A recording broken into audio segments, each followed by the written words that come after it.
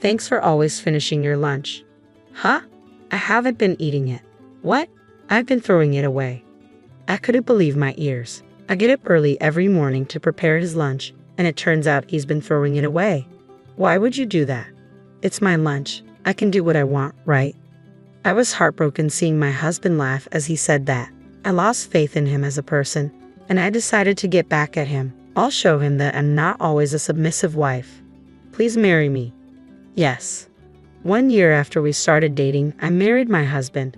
We met at work. He was at the head office, and I was in the sales department. While we were dating, he always put me first, taking me to my favorite places and letting me eat my favorite foods. Every day, I felt happy thinking about the wonderful life that awaited us. But after we got married, his attitude changed drastically. He began to nitpick everything I did and made all the decisions himself. He became a controlling husband, and things gradually got worse. Recently, something truly unforgivable happened. Huh? What did you just say? I told you to start making lunch every day from tomorrow. Why? It's normal for a wife to make her husband's lunch, right? 3 years into our marriage, my husband suddenly insisted on this. I work too, and I'm busy in the mornings. Honestly, I don't want to take on more than I have to. We used to eat lunch separately, so why the sudden change? I was puzzled. I don't want meal preps. I want freshly made ones every morning. From that day on, I started getting up at 5 a.m. to make his lunch. Cooking was never my strong suit, and even simple tasks like making scrambled eggs took considerable time. Preparing all the side dishes for lunch in the morning was quite a challenge. This new routine left me with less sleep, and it was extremely tough. One night, seeing the empty lunchbox in the sink, I felt relieved, thinking, oh, he ate it all. From then on, I continued making his lunch every day, though he never expressed any feedback. Out of curiosity, I asked him one day, by the way, is there anything specific you want in your lunch? No, not really. I see. I thought you liked it since you always finish it. Ha! I haven't been eating it. What? I've been throwing it away. I couldn't believe my ears. I was baffled as to why he would throw away the lunch I got up early every morning to make. Why would you do that? Well, your cooking is bland. It doesn't make me want to eat. But I get up early and put a lot of effort into making it. Then make something that makes me want to eat. But you don't have to throw it away. You made it for me. I can do whatever I want with it. I was stunned. Why would he have me make lunch in the first place? When I asked him, he nonchalantly responded, because it's fun. He made me make lunch just so he could throw it away. I never thought he would do such a thing. I was so heartbroken that I cried myself to sleep that night and didn't make his lunch the next day. My husband got furious. I saw no point in preparing his lunch knowing he wouldn't eat it.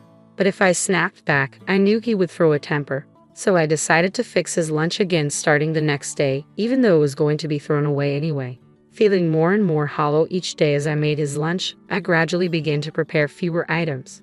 You've been slacking off recently, haven't you? Do you think I wouldn't notice?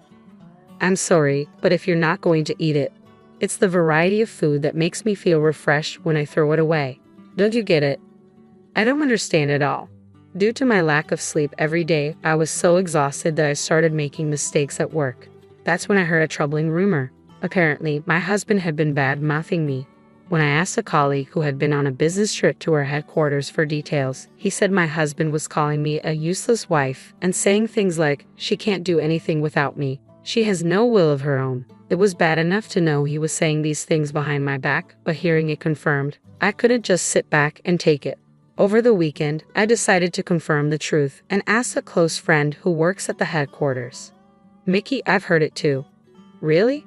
Yeah, your husband is pretty harsh on women. I don't know if it's because he's good at his job, but he seems to think women should only be assigned to make photocopies or something. No way, he wasn't like that before we got married. Did you do something? It's the other way around. I'm the one being treated poorly. How's he treating you? I explained to Mickey about him throwing away my lunch. As she listened, she became visibly angry, wrapping me in a tight hug as tears welled in her eyes. You've been so patient. I can't imagine how tough it must have been. Why are you crying, Mickey? I'm crying for you, you fool. But this is unacceptable. He needs to learn his lesson. That's true. He's really wronged you. Have you thought about getting a divorce? I'm worried about finances right now. You can handle that. I'm more worried about you. You're numb to the pain even after being mistreated like that. That's a sign you're not okay. It's not like I'm numb. I'm pissed. Then Mickey gave me a serious look. Do you want to get a divorce? In truth, the idea of divorce had been lingering in my mind. Thankfully, we didn't have any children. I found myself contemplating whether I should continue enduring life with my abusive husband indefinitely.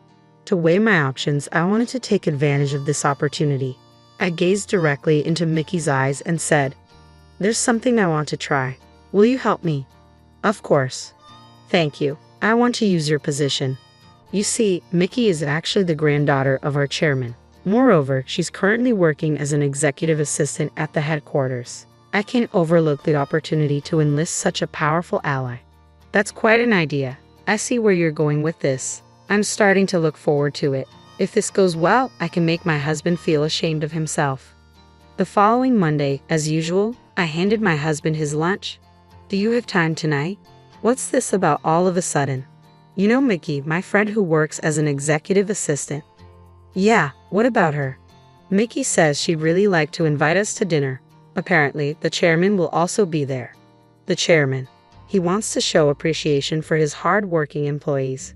If it's a request from the chairman, I can't refuse." "All right." I thought he would be suspicious, but surprisingly, he agreed quite easily. Perhaps he was pleased with the thought of being invited by the chairman. With that, everything fell into place. After work, I met up with my husband and confirmed once again that he had thrown away his lunch. Then we went to the restaurant specified by Mickey for dinner with the chairman. My husband seemed pleased with the fancy place and began to boast about his competence. Today, I finished my work early and helped my colleagues. You know, being reliable is hard work when you're this good at your job. Is that so? The chairman's granddaughter is beautiful and she's an executive assistant, so I bet she's good at her job too. I'm just doing my job like everyone else. You don't need to be so humble. You're far different from my wife. He got on my nerves a bit, but the chairman moved on to the main topic. You get a packed lunch from your wife every day, don't you? Yes, she does work hard on that. What a wonderful thing, a lovingly prepared lunch from your wife. But it's the same thing every day. I'd like something extravagant once in a while. That's not something you should expect from your wife. Really, don't you, as a chairman, get extravagant lunches? I prefer something simple. It's an everyday thing, after all. Oh, you're just joking. You've even arranged for us to eat in such a wonderful place today. My husband's attitude was completely different from usual. He must have been trying to put on a good show in front of the chairman. I watched nervously, unsure of how it would unfold. "So, you don't cook?" the chairman asked. "Cook? No, that's women's work. I don't think that's the case nowadays. I think it's normal for men to work outside the home and for women to take care of the home. We both work, but ideally I'd like my wife to stay at home." "Really? Men are breadwinners and women are homemakers. That's how it's supposed to be." "That's a rather old-fashioned way of thinking." "Really? I think all men in the world would think the same way. Despite the increase in women's participation in society, they end up taking maternity leave or quitting their job. In the end, it's men who run society, and it's the same in our company as well. Don't you agree, Mr. Chairman?" That was the first time I heard such a thing, but he should know that we can't live on his income alone. He was spouting derogatory comments about women, but the chairman avoided addressing them and continued the conversation. "What do you think of men who cook?" he asked. "They're feminine. I've heard it's becoming more common, but I don't understand it. What if I told you that I enjoy cooking? Would you think I'm feminine?" "Ha! And what if I told you that I, not your wife, made today's lunch? What would you do?" "You're kidding, right?" You could feel the chairman's anger seeping through his words, and it's understandable because his handmade lunch was thrown away. "Hey, what's this about? What do you mean?" "What you said yourself. You didn't eat your lunch today, right?" The plan that Mickey and I hatched involved getting some help from the chairman, who had recently taken up cooking as a hobby. Yesterday, the chairman had kindly given us some of his homemade dishes, which I repackaged and handed over to my husband this morning. You set me up. It was far different from what I usually cook. Anyone could tell at a glance. My husband, who must have thrown it away without checking, was momentarily at a loss for words. Watching this, Mickey spoke up. "Aren't you more concerned about the terrible things you're doing?" "What terrible things?" "It's strange to throw away food every day without even eating it. That's right, it's the worst to just throw away something someone else has made for you without any appreciation. Well, if I had known it was made by you, sir, I wouldn't have thrown it away. My husband was trying to hastily backtrack, looking pale at the chairman's words. So you wouldn't throw away the lunch I make, but it's okay for you to throw away the ones prepared by your wife? Well, she's no good of a wife. Can a husband do whatever he wants? That was my last straw. You are really the worst. What are you on about all of a sudden? Don't you realize how much your actions are hurting me? Huh? Why are you getting so worked up? I can't stand it anymore. I want a divorce. My husband stood looking perplexed. He glanced around the room, realizing he had no one to back him up, and began to panic. What are you talking about? How can you just say something like that out of the blue? It's not out of the blue. I've been thinking about it for a long time. Where did the kind man I married go? I was in love with you then. I don't love who you are now. As I conveyed my feelings, tears began to spill. I took out the divorce papers that I had put in my bag and placed them on the table. All you need to do is sign. I filled in the rest. You're serious. If this looks like a joke to you, you're more helpless than I thought. Do you think you can survive after a divorce? I'll be fine. I'll be getting alimony from you after all. What?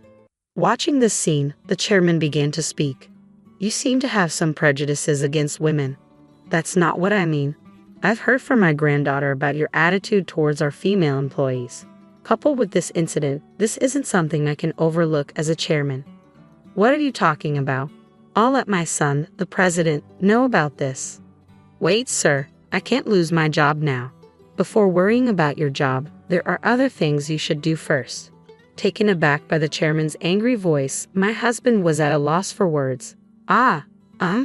Not once have you apologized. When you do something wrong, you apologize. Even a kid in elementary school knows that.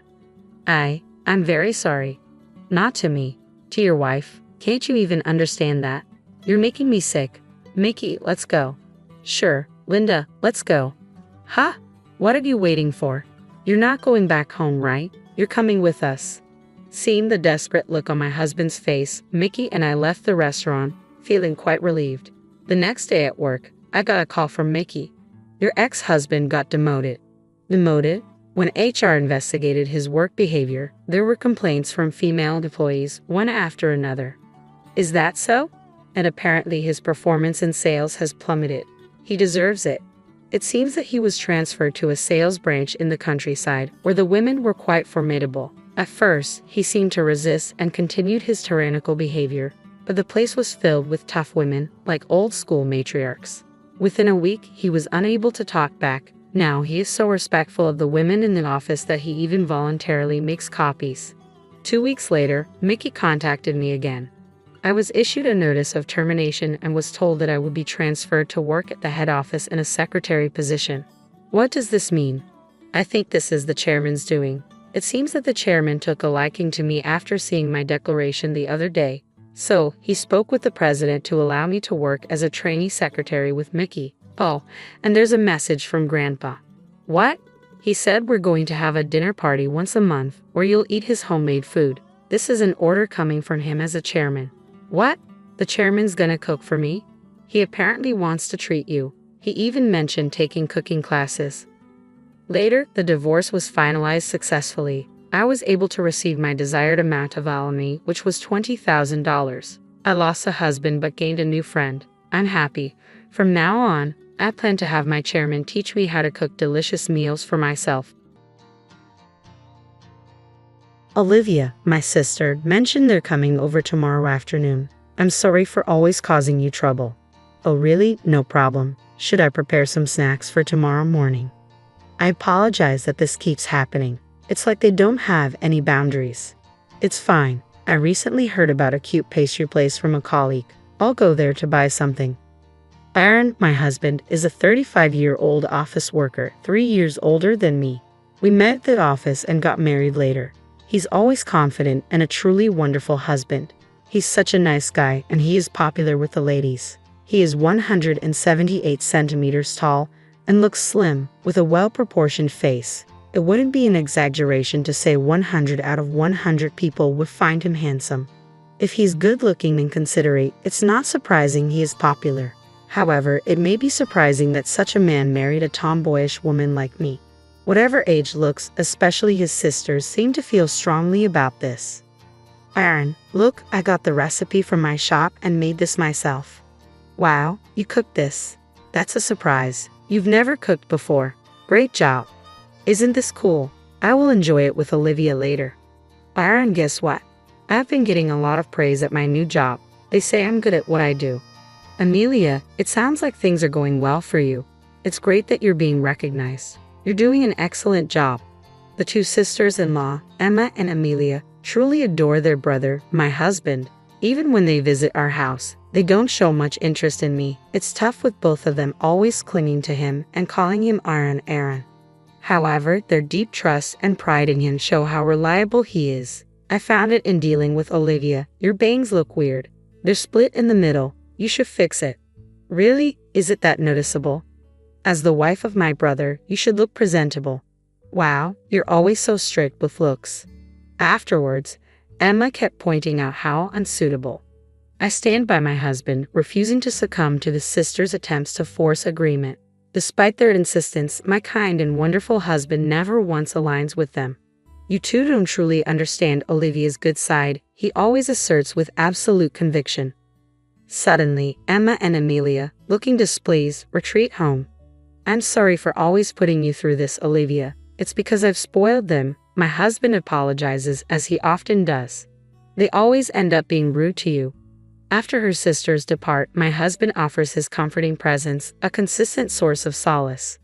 That's the kind of husband he is, which is why he's so attractive, I muse inwardly.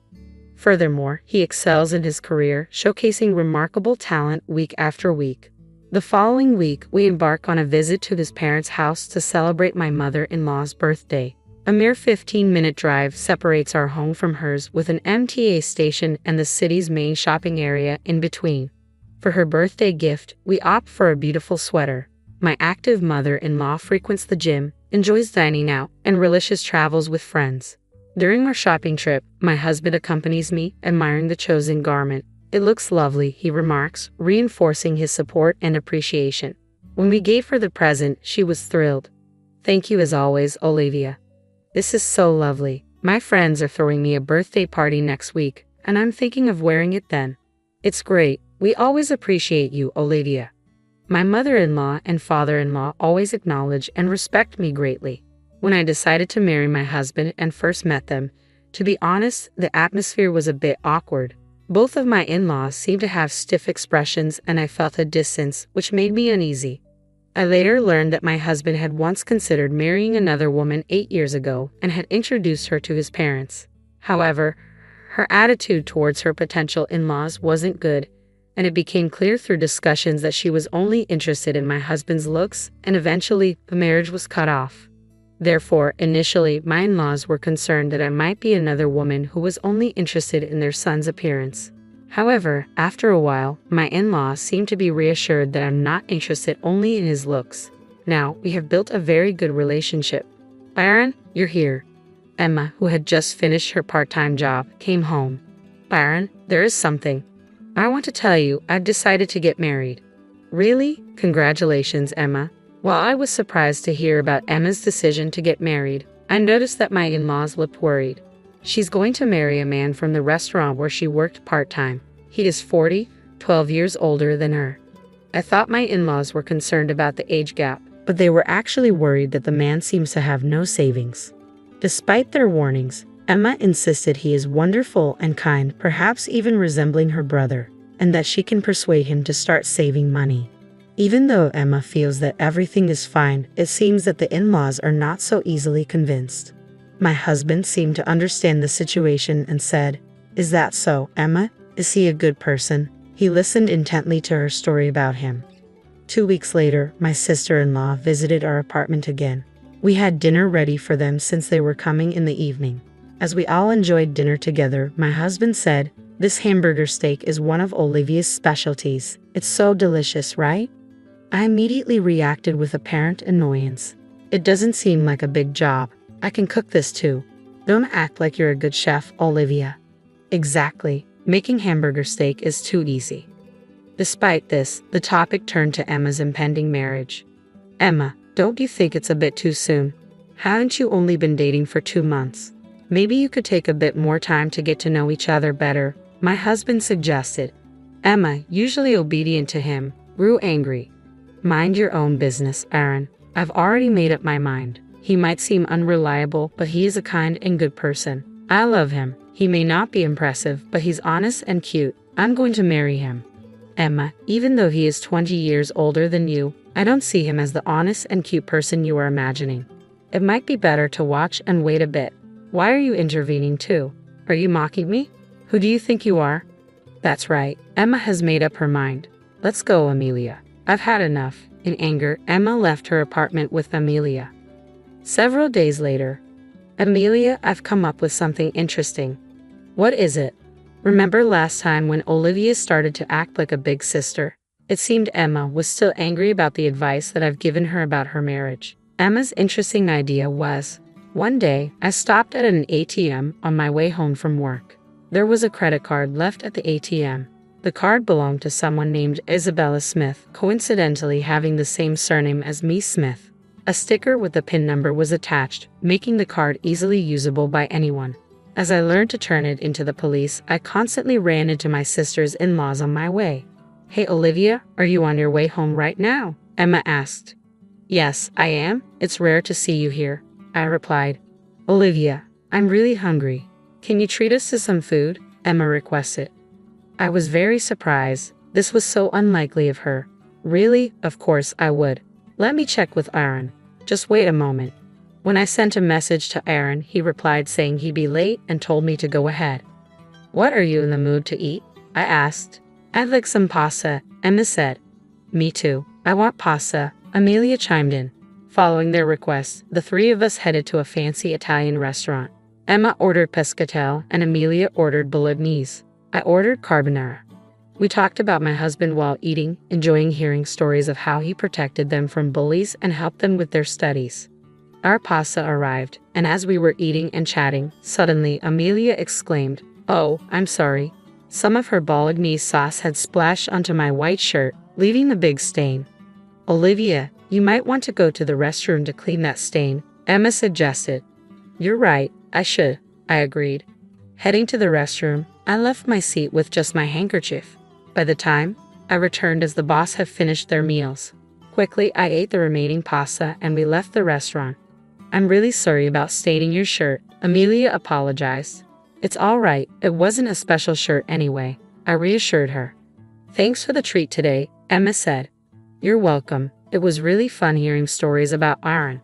Let's do it again, I suggested. Yeah, let's. See ya. Take care, they bid farewell. It was so happy to finally have a proper conversation with my sisters-in-law. However, I completely forgot about the credit card I had collected at the ATM. Turns out, Emma had gotten a hold of it. That was so easy. That stupid woman, she's so clueless, Emma remarked. It's not like I wanted her to treat us to a meal. She really should have noticed. She said the shirt wasn't special, right? Well, it didn't look expensive. Also, she has a card made under the fake name Mia, Amelia added. Really? That's suspicious. People say you can judge a book by its cover. Hey, what if she was a criminal? Emma pondered. Their aim was not a dinner together, but my credit card. Specifically, Emma wanted to use my card to pay for an extravagant honeymoon. However, I did not have a credit card. But that evening, Emma booked her honeymoon to Hawaii using the card. I discovered it was an extravagant plan involving a stay at a luxury hotel. The following month, I heard from Aaron that Emma got married without the ceremony and left for her honeymoon. Emma kept talking about marriage, but I thought she was just dreaming. I wonder if she is alright. I have a feeling there's something off about her partner. While having dinner with my husband, I got a call from Emma. As soon as I answered, I heard an extremely excited voice say, "Thanks for the $30,000 gift." Wait, Emma, aren't you on your honeymoon in Hawaii? I asked. That's right, I'm calling from Hawaii right now, she exclaimed. Sounds like you're having fun, but what do you mean by a $30,000 gift? I paid for this entire animal with your credit card, so you will have to cover the church, Emma revealed. What do you mean? I used your credit card to pay for everything, she confessed. What? I don't have a credit card, I exclaimed. Huh? I thought this card was yours, Emma replied, confusion evident in her voice. After a while, Emma returned from her honeymoon. She was questioned by Aaron and the in-laws for the details, and she eventually spilled the beans. According to Emma, she wanted to go on a honeymoon and also wanted to get back at me for interfering in her marriage. She thought it would be a good idea to pay for the honeymoon using my credit card. She had plotted beforehand, unbeknownst to me, and using the excuse of treating me to a meal, she stole the credit card from my bag. However, the credit card was not mine. Emma committed a crime by unauthorized use of a stranger's credit card, spending $30,000 in total. This is a serious issue. We contacted the credit card company and tried to negotiate a settlement with the owner. Surprisingly, the credit card owner turned out to be our relative, Isabella. Considering the family relationship, we thought the settlement would go smoothly. However, this particular relative was quite eccentric. For some reason, she had a grudge against my mother-in-law and was not someone who would easily forgive us. Together with my in-law's husband and Emma, we visited Isabella's house to apologize. I deeply apologize for what Emma has done. Of course, we will immediately return the $30,000. Isn't this an unauthorized card usage? Doesn't she know that this is a serious crime? Of course, Emma always acts without thinking of the consequences, and this time she used $30,000. We are truly sorry. Give me a reason why I shouldn't go to the police. Forgive her. We're family, right? A crime is a crime, whether we are related or not, it doesn't matter. Also, will Emma herself repay the $30,000 she used without permission? Emma is a part-timer with no savings, so I will initially take on the responsibility of repayment. Do you think just repaying the money will resolve this? Don't joke with me. The discussion between the father-in-law and Isabella didn't progress and ended up dragging on, finally deciding to discuss it again on another day. Later, on the third visit, Isabella finally agreed to the father-in-law paying the $30,000. Moreover, she then demanded an additional compensation of $5,000. The father-in-law complied, even with this unreasonable demand, and transferred a total of $35,000 to the end account. Subsequently, Emma ended up owing $35,000 to her father. To ensure she wouldn't default, a legally valid promissory note was also prepared. Emma's husband, who went on a honeymoon to Hawaii with her, disappeared as soon as he found out about Emma's debt of $35,000. To protect himself, he initiated a divorce and fled from his newlywed wife, Emma. Moreover, he quickly started living with another woman before the divorce procedures were even finalized. He is a 40-year-old man who is 12 years older than Emma, without any savings and can hold a job, but apparently he had a way with the ladies. Emma married him, being charmed by his unreliable yet cute demeanor. I do feel a bit of sympathy for Emma. Furthermore, Emma is the same age as Jacqueline, who is the daughter of Isabella, the owner of the credit card. They went to the same school from elementary to high school, but they were in different classes and had a competitive relationship rather than a friendly one. Jacqueline spread the word to their classmates. Emma is a criminal with a debt of $35,000. Watch out for her. Be careful with your wallet. Consequently, even Emma's old friends started distancing themselves from her. However, after these events, Emma's attitude towards me changed. They used to be competitive with me, but they have slowly started to respect me, and they plan to visit my house again tomorrow. They want me to teach them how to make hamburger steak. Where are you now? I asked as I watched a baseball game with my brother. That's when my certainty about my husband's lies solidified. His brother wasn't in any condition to watch a baseball game right now. Once I realized all of this, I resolved to take revenge on my husband. I found unlikely allies for this. My name is Sarah. I'm 27 years old, a nurse at a university hospital. All jobs are tough, but being a nurse means dealing with people's lives. While I don't directly intervene as a doctor would, the everyday support and minor treatments I perform come with a weight of responsibility not much different. When I was in elementary school, I had to be hospitalized due to an illness. Despite being young, I felt a lot of anxiety, crying alone when my parents couldn't visit me due to work. But the nurse who cared for me saved my heart during those times. Sarah, it's okay if you don't hold back when you're feeling lonely. It's definitely going to get better. Let's hang in there a little longer, she'd encourage me every day. Thanks to her, I overcame the hardships of my hospital stay. After being discharged, I admired her and decided to become a nurse. I studied hard to achieve my dream, and now it's been 5 years since I've become a nurse. The job is certainly challenging, but every time I see a patient smile, I genuinely feel glad to be doing this work. I'm fortunate to have my current job, and one of the reasons is my husband, Bob, whom I married a year ago. I first met Bob at a party, and once we started talking, we found out we had a lot in common. We hit it off pretty quickly, leading to us dating. After 2 years of dating, he proposed to me. I love you, Sarah. You put your heart and soul into everything you do. I want to spend the rest of my life with you, he said. Are you sure? Do you really want to be with me? I asked. Why would you even question it? I want to be with you because you're Sarah. So I want you to get married to me, he replied. Yeah, I want to be with you too, Bob, I said, and we officially tied the knot a year ago. But there's one thing that's been bothering me. He doesn't get along well with his parents. Ideally, we would have wanted to hold our wedding ceremony when we got our marriage license, but he refused. He didn't want to have anything to do with his parents. So when we went to pay a visit to his parents to announce our marriage, it was hard to set a date. We somehow managed to pay a visit, but my husband was in a bad mood the entire time, and we only stayed for 30 minutes. We ended up getting married without having much of a conversation with my in-laws. Of course, I'd like my in-laws to attend our wedding ceremony too. So, I decided to be honest about how I feel. Bob, can we talk for a moment? I asked. What's up? He replied. It's about your parents. We also have the ceremony to think about, so I think we should go see them and have a proper discussion, I suggested. My husband let out a deep sigh and responded with an annoyed expression. Didn't I tell you before that I don't want to talk about my parents? As far as I'm concerned, I don't care if we don't invite anyone to our wedding. But we should at least invite your parents, Bob. That's enough. If you insist on having family members there, we can just ask my brother. Isn't that good enough? I reasoned.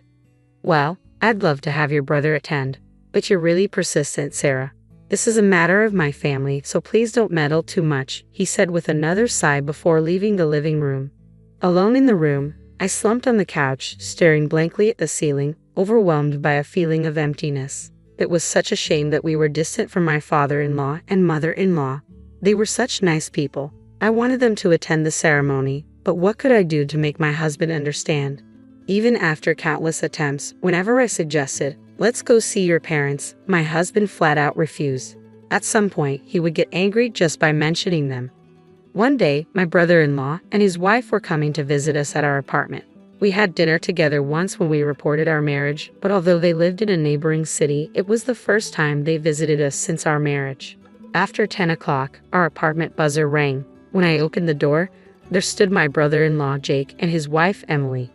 Hello, Jake. It's been a while, I greeted. Jake showed a bright smile. Hey, Sarah. Long time no see. I apologize for dropping by unexpectedly. Hope you don't mind. Oh, not at all. Bob is waiting inside. Please come in, I replied. Awesome, thanks. Well, here I come, said Jake, following me inside. Emily took off her shoes and called out a greeting, but there was no response from her. Did she not hear me? Wondered Emily. She didn't talk much last time we met either. I wish we could be better friends. As they enjoyed some casual chatter while having cake, the atmosphere began to lighten. Since they decided to have lunch, I started preparing the meal. As I was getting things ready, my brother-in-law entered the kitchen. Sarah, I heard from our folks you haven't visited home since you got married, he remarked. Yes. Well, it's Bob, isn't it? He doesn't get along well with Dad, right? I admitted. That's right. I want my in-laws to come to our wedding, but Bob is hesitant, I confessed.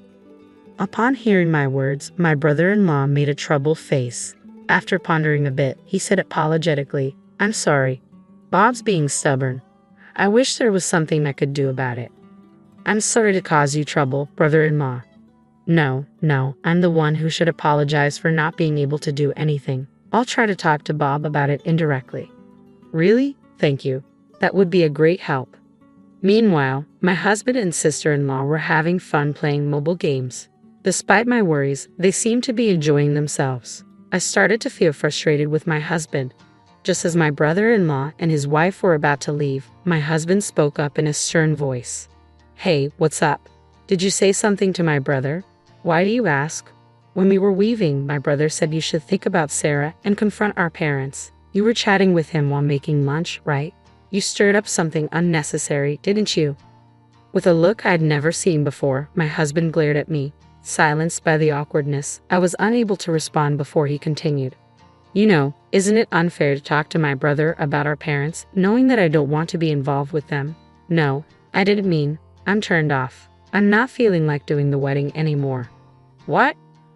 I started, but he clicked his tongue loudly and left the house. He didn't come back until the next day. Since that day, my relationship with Bob has been strained. Our conversations dwindled to the bare minimum, and the once light-hearted atmosphere was gone. Then my husband's absences began to increase gradually, especially on holidays. He was almost never home. Suspicion crept in as he started going out more often. Gathering my courage, I decided to confront him. Hey, you've been going out a lot on your days off recently. Where do you go? I asked. Does it matter? Do I need to report everything to you? He replied sharply. What's with that tone? Do you have a reason you can't tell me? I pressed, half-jokingly. His eyebrows shot up at my question. Flustered, he stammered. I've been going to my parents' house. Parents' house? Bob's, I clarified, surprised. Really? I mean, with the wedding coming up, Sarah wanted my parents to join us, remember? He explained hastily. Well, yeah, but if that's the case, shouldn't I go too? I inquired. No, it's fine. My parents would feel uncomfortable with Sarah around anyway. That's the situation, so don't worry about it. He ended the conversation almost forcefully, leaving no room for my input. After that, he continued to visit his parents' house on his days off. I expressed my desire to accompany him, but he never agreed. Then, one day while I was at work in the hospital, a familiar patient was brought in on an emergency basis. What? Brother-in-law? I exclaimed, recognizing him. Even when I called out to him, his response was sluggish and his body temperature was high. He was also having mild convulsions. According to the doctor, it was probably heat stroke. I quickly tried to call his wife, but there was no answer, just continued ringing. I was sure his wife was a homemaker, so why wasn't she picking up the phone, especially when my brother-in-law was in such a condition? What should I do? But panicking won't help. I decided to switch gears and call my husband. However, like my brother-in-law's wife, he didn't pick up the phone. My husband should be at his parents' house today, so I decided to try calling their house. Since our marriage, I haven't been able to meet or even properly talk with my in-laws. They might not think highly of me, but I can't care about that right now. When I dialed the landline of their house, after a few rings, my mother-in-law picked up the phone. This is Sarah. I apologize for not being in touch for so long, mother-in-law. Oh, Sarah, it's been a long time. Have you been doing well? Yes, thanks to you. I'm sorry I haven't been able to visit. Don't worry about that. I'm glad to hear you're doing well, Sarah. And is Bob doing well? Yes, he's well. Wait, what? I was taken aback by my mother-in-law's words. My husband should be at his parents' house right now. Confused, I hesitantly asked my mother-in-law, mother-in-law, isn't Bob there now? Bob? I haven't seen him since he introduced you when you got married. What? I thought he's been visiting almost every week. There's no way you know Bob dislikes us, don't you, Sarah? My husband hadn't been going to his parents' house. What does this mean? Wasn't he supposed to go back home to smooth things over with his parents in preparation for the wedding? The more I thought about it, the more confused I became. To confirm the facts, I called Bob again. Of course, he didn't pick up at first, but I kept calling persistently, over and over again. After about the 10th call, he finally answered the phone. He spoke in a noticeably irritated tone. What is it? You keep calling. I'm busy. Busy? Even though you haven't even been to your parents' house? How do you? I just had a chat with my mother-in-law on the phone. Hey, what's the deal? It's not just today. You haven't been visiting your parents' home all this time, right? Well, that's... Explain it properly. Where are you right now? As I waited silently for his answer, my husband nonchalantly said, I'm watching baseball with Jake. Baseball?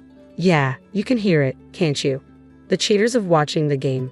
Jake and I are having a blast right now. At that moment, waves of pent-up anger overtook my restraint. Indeed, behind my husband, lively voices could be heard. Judging from the sounds, it seemed true that they were at a baseball game. But that's not the issue. The main issue was that my husband was lying big time. How should I confront him, holding back my anger? I pondered for a moment, then spoke up. Hey Bob, how long are you going to be on the phone? Emily, my sister-in-law, whose voice I could recognize through the phone, chimed in. There was no mistaking it since we just met the other day. Realizing that the call had been disconnected and only the busy signal was echoing in my ear, I understood. Everything was a lie. I couldn't forgive this. At this rate, I'll corner him by any means necessary. With a newfound resolve, I headed to Jake's place. Fortunately, his condition had already stabilized and he was sleeping soundly. Just as I was about to leave the room, opening the door, a voice came from behind me. Sarah? Oh, Jake, are you okay? I asked. Yeah, I'm fine. It was a heat stroke, huh? I was feeling sluggish, but I was so busy that I didn't have time to hydrate. Please be careful. I was really surprised when you were brought in. Sorry. So why are you here, Sarah? Jake inquired. Oh, well, actually, I began. I informed Jake that my husband might be with Emily at the moment. Instead of being surprised, Jake smirked. I see you've noticed Sarah. By the way you're saying it, Jake, did you know about this all along? I asked. Yeah, well, I found out about a month ago, and I just started gathering evidence. But I've got more than enough evidence now, so don't worry, Jake reassured me. I see. I'm sorry. I didn't know anything, Jake admitted. No, it's okay. I was waiting for the right timing to tell you because I thought it would be too harsh on you. Though it turned out this way, I feel like I can finally move on. I replied weakly, though I felt an immense dislike for the two who made Jake and me feel this way. Jake laughed weakly, but he seemed somewhat lonely. At the same time, I waited for my brother-in-law's recovery, and then we headed to his parents' house together. Upon explaining the sequence of events to my in-laws, they were momentarily at a loss for words. After learning the truth, with apologetic looks, they began to apologize. Sarah, we're sorry for our foolish son's affair. We never expected this to happen, they said. Please don't apologize. I'm okay, I assured them. But right, honey? Yes, apologies won't fix this. We're truly sorry, my husband's father added. It's okay. Instead, would you lend me and your son a little help? I proposed to my in-laws. My brother-in-law and I each made simultaneous calls to his wife and my husband. Perhaps surprised to be called at the same time, Emily and my husband picked up the phone immediately. Hello? Sarah, what's up? What do you mean, what's up? You're with Emily right now, aren't you? I confronted my husband. What are you talking about? Why would I be with my brother's wife? He replied, but I heard Emily's voice in the background. When I called earlier and your brother knows everything, we've got concrete evidence of the affair, I asserted, my anger boiling over. Despite the evidence, my husband kept spouting nonsense, claiming it was a misunderstanding and he just happened to run into her. I was fed up with his lack of remorse and his constant prioritization of self-preservation, even at this point. Out of sheer anger and feeling betrayed, I raised my voice. Shut up. Misunderstanding. What are you saying? At this point, do you think such excuses will work? You took advantage of my feelings and betrayed me in the worst possible way. I will never forgive you. I'm divorcing you, you scum. Wait, I didn't intend a divorce. What? How dare you say that after cheating on me? Just so you know, I have no intention of getting back with you or that woman. I hope you both go to hell. Your parents won't help you anymore. Suffer for the rest of your life, regretting what you've done, you piece of trash. Without waiting for his response, I hung up. Shortly after, my brother-in-law and I went to the city office to get divorce papers. Eventually, my husband and I divorced amicably. Initially reluctant, he finally signed the divorce papers after being persuaded by his parents. Of course, my brother-in-law's divorce was also finalized. We both demanded substantial alimony from them. Later, I found out that my ex-husband had been involved with my brother-in-law's wife for quite some time. Apparently, he was meeting her during lunch breaks and after work, and their affair was exposed at the worst possible time by their coworkers. As a result, his reputation at work plummeted. Unable to withstand the judgment from his colleagues, he eventually quit his job after repeated absences. My brother-in-law's wife, who was a stay-at-home wife, also had her life turned upside down. She lived with my ex-husband for a while after the divorce, but as their financial situation worsened, their arguments increased and they broke up within a few months. For a while, she won't be able to live a decent life. On my end, surprisingly, I've been getting by day to day without much fuss. Right after my divorce, I moved to an apartment near work, living the carefree life. I still keep in regular contact with my brother-in-law and my ex-in-laws. Where I am today is thanks to them. They will always be important people to me, and that will never change. I'll make sure to live in a way that won't bring shame to them. I'll prove that I can be happy on my own. That's the solemn promise I made to myself.